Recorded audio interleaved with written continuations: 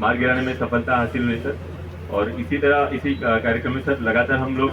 और इस वक्त चंद्रहास निषाद की रिपोर्ट में गरियाबंद से खबर है। गरियाबंद में 3 इनामी नक्सलियों का आत्मसमर्पण, 20 जनवरी की मुठभेड़ का खौफ। गरियाबंद में 5-5 लाख के इनामी 3 नक्सलियों ने पुलिस लाइन में आत्मसमर्पण कर दिया। आईजी अमरेश मिश्रा और एसपी निखिल राखेचा की मौजूदगी में हुए इस सरेंडर ने नक्सलियों की कमजोर होती स्थिति को साफ कर दिया है। आत्मसमर्पण करने वाले नक्सलियों में दिलीप उर्फ संतू एसडीके एरिया कमेटी का डिप्टी कमांडर, मंजुला उर्फ लक्ष्मी एसडीके एरिया कमेटी की एक्शन टीम मेंबर, सुनीता उर्फ जुनकी बरगढ़ एरिया कमेटी सदस्य। तीनों हत्या, लूट, पुलिस पर हमले और जबरन वसूली जैसे गंभीर अपराधों में शामिल थे। संतू ने ऑटोमेटिक हथियार के साथ सरेंडर किया है। 20 जनवरी की मुठभेड़ बनी टर्निंग पॉइंट। 20 जनवरी 2025 को 16 नक्सलियों के एनकाउंटर के बाद माओवादी संगठन में दहशत फैल गई थी। इस मुठभेड़ में संतू के सिर में गोली लगी थी, जिसके बाद ये नक्सली डरे हुए हैं और आत्मसमर्पण कर रहे हैं। सरकार की पुनर्वास नीति और सुरक्षा बलों के लगातार ऑपरेशन से नक्सलियों की कमर टूट रही है। अब सवाल यह है कि आगे कितने नक्सली सरेंडर करेंगे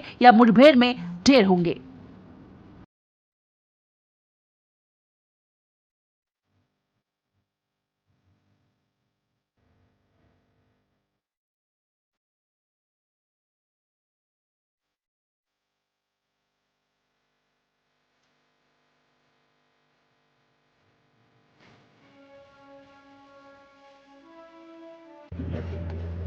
पिछले 1 वर्षों से छत्तीसगढ़ राज्य में और विशेषकर उन क्षेत्रों में जो नक्सल प्रभावित है, जैसे बस्तर क्षेत्र हो गया और रायपुर रेंज के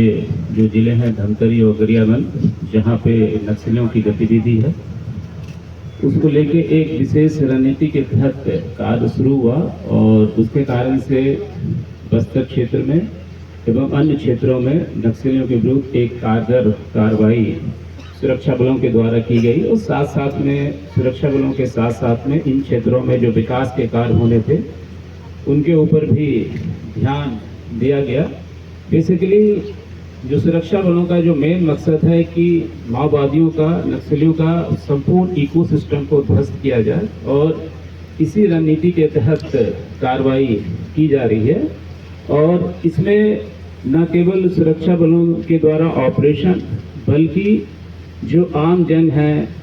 या जो नक्सलियों के कैडर हैं, उन तक, दिलों तक पहुंचने के लिए भी कार्य किए जा रहे हैं। और जो शासन की राहत एवं पुनर्वास नीति है उसका भी व्यापक प्रचार प्रसार किया जा रहा है। और हमारा मकसद यही है कि जो भी नक्सली संगठन से जुड़े हुए कैडर हैं या जो भी उनका सपोर्ट कर रहे हैं,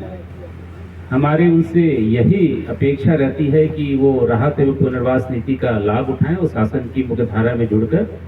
समाज के विकास में, राज्य के विकास में और राष्ट्र के विकास में अपना योगदान दें। और इसके तहत पूरे छत्तीसगढ़ में, बस्तर में और राजनांदगांव रेंज में, रायपुर रेंज में जहाँ जहाँ पे नक्सलियों की गतिविधि है उन क्षेत्रों में लगातार काम कर रहे हैं। और इसी कारण से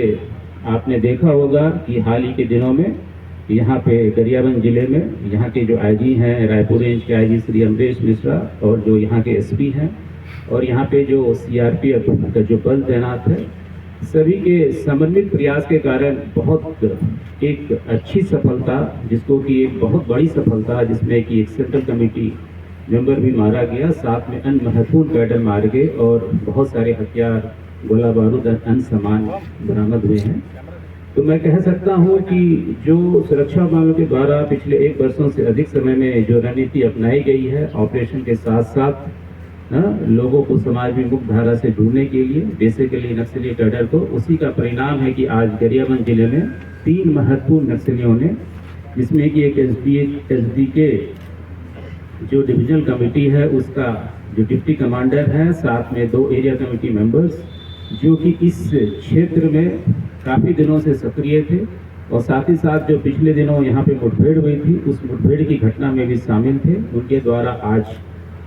हथियार के साथ, इंसास हथियार के साथ आत्मसमर्पण किया गया। ये यहाँ की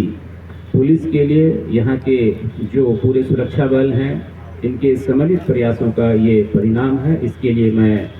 आईजी रायपुर रेंज, यहाँ के एसपी और यहाँ के जो सीआरपीएफ के डीआईजी हैं, उनकी समस्त टीम को मैं अपनी ओर से बहुत बहुत शुभकामनाएं देता हूँ और आशा करता हूँ कि भविष्य में भी इसी तरीके से जो एक कोऑर्डिनेशन के साथ काम हो रहा है, एक समन्वित प्रयासों का जो काम हो रहा है उसके और अच्छे परिणाम सामने आएंगे। और मेरी यही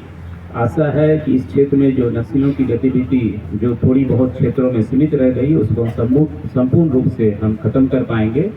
और पूरे छत्तीसगढ़ में जो ये समस्या है उसके समूल उन्मूलन के लिए सुरक्षा बलों के द्वारा प्रयास किया जा रहा है।